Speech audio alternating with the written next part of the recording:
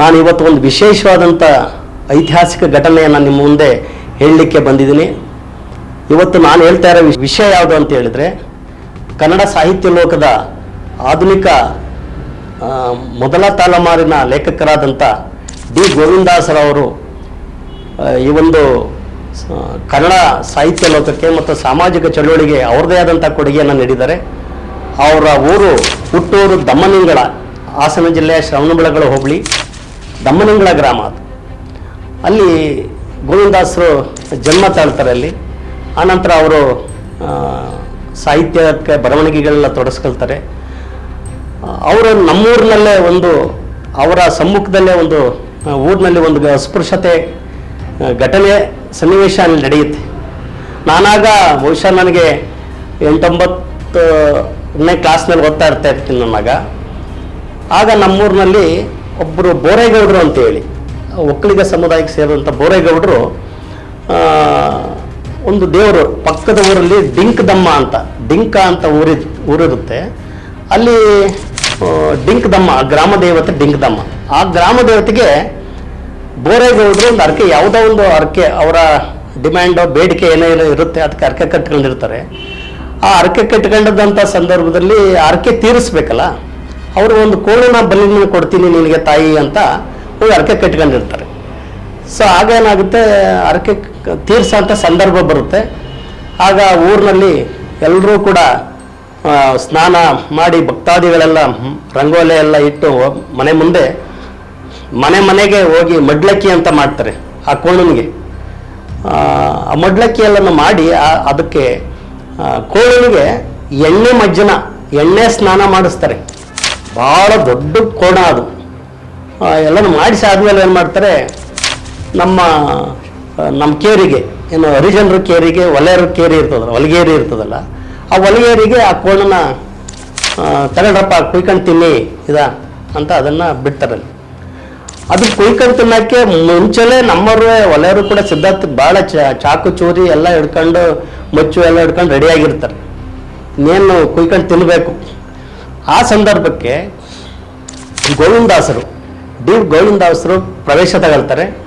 ಪ್ರವೇಶ ತಗೊಂಡು ನಮ್ಮ ಕೇರಿಯ ಏನು ಜನಗಳಿರ್ತಾರೆ, ಕುಯ್ಯಕ್ಕೆ ಸಿದ್ಧತೆ ನಡೆಸಿರ್ತಾರೆ, ಅವ್ರಿಗೆಲ್ಲ ಯಾರು ಕುಯ್ಕೊಂಡು ತಿನ್ನಬಾರ್ದು, ಕುಯ್ಯಕ್ಕೆ ಏನಾರು ನೀವು ಕುಯ್ಕೊಂಡು ತಿಂದರೆ ನಾನು ಪೊಲೀಸ್ ಸ್ಟೇಷನಿಗೆ ಕಂಪ್ಲೇಂಟ್ ಕೊಡ್ತೀನಿ ಅಂತ ಹೇಳ್ಬಿಟ್ಟು ಆ ಜನಗಳಿಗೆ ಸ್ವಲ್ಪ ಬೆದರಿಕೆ ಆಗ್ತಾರೆ. ಆಗ ಅವರು, ಇವನಿಗೇನಪ್ಪ, ನಾವು ಕುಯ್ಕೊಂಡು ತಿಂದರೆ ಇವನಿಗೇನು, ನಾವು ಹೆಂಗಾರು ತಿಂತೀವಪ್ಪ, ಇವನು ತಿನ್ನೋದಿಲ್ಲ ಅಂದರೆ ಕುಯ್ಕೊಂಡು ತಿನ್ನೋದು ಬರೋದು ಬೇಡ ಅವರು ಅಂತ ನಮ್ಮವರು ಕೂಡ ಇದು ಮಾಡ್ತಾರೆ. ಈ ವಿಷಯ ಏನಾಗುತ್ತೆ, ಗ್ರಾಮದ ಒಕ್ಕಲಿಗರ ಮುಖಂಡರುಗಳಿಗೆಲ್ಲ ಗೊತ್ತಾಗುತ್ತೆ. ಹಿಂಗೆ ಗೋವಿಂದಾಸ ಬಿಡ್ತಾ ಇಲ್ಲ, ಅಲ್ಲಿ ಕೋಣನ ಕುಯ್ಕೊಂಡು ತಿನ್ನಕ್ಕೆ ಬಿಡ್ತಾ ಇಲ್ಲ, ಬನ್ನಿ ಹೋಗೋಣ ಕೇಳೋಣ ಅಂತ ಅವರೆಲ್ಲ ಬರ್ತಾರೆ. ಬನ್ನಿ, ಯಾಕ್ರಿ ಗೋವಿಂದಾಸರೇ, ಯಾಕೆ ನೀವು ಇದನ್ನ ಮಾಡೋಕ್ಕೆ ಬಿಡಲ್ಲ, ಕುಯ್ಯೋಕ್ಕೆ ಬಿಡ್ತಾ ಇಲ್ಲ, ನಿಮ್ಗೆ ನೀವು ತಿನ್ನೋದಿಲ್ಲ ಅಂದರೆ ಬಿಡ್ರಿ, ಅವರು ಬೇರೆಯವರು ತಿಂತಾರೆ ನಿಮ್ಮವರು, ಅದು ಕಟ್ಕೊಂಡು ನಿಮ್ಗೇನು ಅಂತ. ನಾನು ಕುಯ್ಯಕ್ಕೆ ಬಿಡೋದಿಲ್ಲ, ನೀವು ಕೋಣನ ಕೊಟ್ಟಿದ್ದೀರಲ್ವ. ಅವರೆಲ್ಲ ಏನು ಮಾಡ್ತಾ ಇರ್ತಾರೆ, ಎಲ್ಲ ಮೇಕೆ ಕುರಿ ಮಾಡಿ ದೊಡ್ಡ ಒಂದು 15-20 ಕಟ್ ಮಾಡಿ ಅವರು ಮೇಕೆ ಕುರಿಗಳೆಲ್ಲ ಊಟ ಮಾಡೋಕ್ಕೆ ಅವ್ರು ಸಿದ್ಧತೆ ಮಾಡ್ತಾ ಇರ್ತಾರೆ. ಹರಿಜನ ಒಲೆಯರಿಗೆ ಮಾತ್ರ ಇಲ್ಲಿ ಕೋಣನ ಕೊಟ್ಟಿರ್ತಾರೆ. ಅದಕ್ಕೆ ಗೋವಿಂದಾಸರು ಹೇಳ್ತಾರೆ, ನೋಡಪ್ಪ, ಕೊಡೋದಾದರೆ ನಮಗೂ ಮೇಕೆ ಕುರಿಗಳನ್ನೇ ಕೊಡಿ, ಇಲ್ಲ ನಾವು ಎಲ್ಲ ಸೇರಿ ಒಟ್ಟಿಗೆ ಈ ಕೋಣನ್ನೇ ತಿನ್ನೋಣ ಅಂತಾರೆ. ಅವರೆಲ್ಲ ಕೂಗಾಟ, ಎಲ್ಲ ಅರ್ಚಾಟ ಕಿರ್ಚಾಟ ಎಲ್ಲ ಮಾಡಿ ನಮ್ಮ ಗೋವಿಂದಾಸರಿಗೆ ಇನಾಮಾನ ಬೈಕೊಂಡು ಹೋಗ್ತಾರೆ. ಒಕ್ಕಲಿಗರಿಗೂ ಅವ್ರು ಬೈಕೊಂಡು ಹೋಗ್ತಾರೆ. ಈ ಕಡೆ ನಮ್ಮ ಶೆಡ್ಯೂಲ್ ಕಾಲೋನಿಲಿರ್ತಕ್ಕಂಥ ಅವರು ಕೂಡ ಗೋವಿಂದಾಸರವ್ರನ್ನ ನಿಷ್ಠರ ಮಾಡ್ತಾರೆ. ಸೊ ಆಗ ಹತ್ತೂರಲ್ಲಿಗೆ ಒಬ್ಬರು ಪುಟ್ಟೇಗೌಡ ಅಂತ ಹೇಳಿ ಒಬ್ಬರು ಒಳ್ಳೆ ಪಂಚಾಯತಿದಾರರು ಪಂಚಾಯತಿ ಮಾಡ್ತಾ ಇರ್ತಾರೆ. ಅವರು ಕೂಡ ಬಂದು ಗೋವಿಂದಾಸರಿಗೆ ಎಲ್ಲರಿಗೂ ನಿವೇದನೆ ಮಾಡ್ಕೊತಾರೆ, ಬೇಡ ಗೋವಿಂದಾಸರೇ, ಹಠ ಮಾಡಬೇಡಿ, ಬಿಡಿ, ಹಾಗೆ ಹೇಗೆ. ಇವರು ಯಾವುದೇ ಕಾರಣಕ್ಕೆ ಒಪ್ಪೋದಿಲ್ಲ.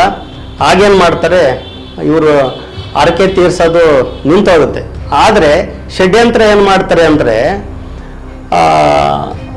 ಯಾರು SCಗಳೆಲ್ಲನೂ ಕಾಲೋನಿಗಳಿಗೆ ಅವೆಲ್ಲನೂ ಕೋಣನ್ನೆಲ್ಲನೂ ರಾತ್ರಿ ಮನೆ ಹತ್ರ ಆ ಕೋಣನ್ನ ಬಿಡ್ತಾರೆ. ಆ ಕೋಣನ್ನ ಬಿಟ್ಟು ಅದು ರಾತ್ರಿ ಎಲ್ಲ ಕಿಚ್ಚಾಡ್ಕೊಂಡು ನಮ್ಮ ಮನೆ ಸುತ್ತಲೇ ಅದು ಕಿರ್ಚಾಡ್ತಾ ಇರ್ತಾರೆ. ಆಗ ನಮ್ಮ ಕೇರಳಿದ್ದಂಥ ಯುವಕರು ಯಂಗ್ಸ್ಟರ್ಸ್ ಎಲ್ಲ ವಿದ್ಯಾಭ್ಯಾಸ ಮಾಡಿದಂಥ ಹುಡುಗರೆಲ್ಲ ಸೇರ್ಕೊಂಡು ಆಗ ಆ ಕೋಣನ ಒಂದು 4-5 ಕಿಲೋಮೀಟ್ರು ದೂರಕ್ಕೆ ಅದನ್ನು ಅಟ್ಟಿಸ್ಕೊಂಡೋಗಿ ಅದನ್ನು ಬಿಟ್ಟು ಬರ್ತಾರೆ. ಸೊ ಅಲ್ಲಿಂದ ಬಿಟ್ಟು ಬಂದ ಮೇಲೆ ಊರಲ್ಲಿ ಎಲ್ಲ ಶಾಂತಿ ಸಭೆ ಎಲ್ಲ ಮಾಡಿ ಇನ್ಮೇಲಿಂದ ಯಾರೂ ಕೂಡ ಈ ರೀತಿ ದನನ ಕೊಯ್ಬಾರ್ದು ಅಂತ ಹೇಳಿ ಊರಲ್ಲಿ ಒಂದು ನಮ್ಮ ಕೇರಿಯವ್ರಿಗೆ ಗೋವಿಂದಾಸರು ಇದನ್ನು ಒಂದು ನೀತಿ ಪಾಠವನ್ನು ಹೇಳ್ತಾರೆ. ಚೆನುಗಿರಿ ಇದು ನಿಮ್ಮ ದನಿ.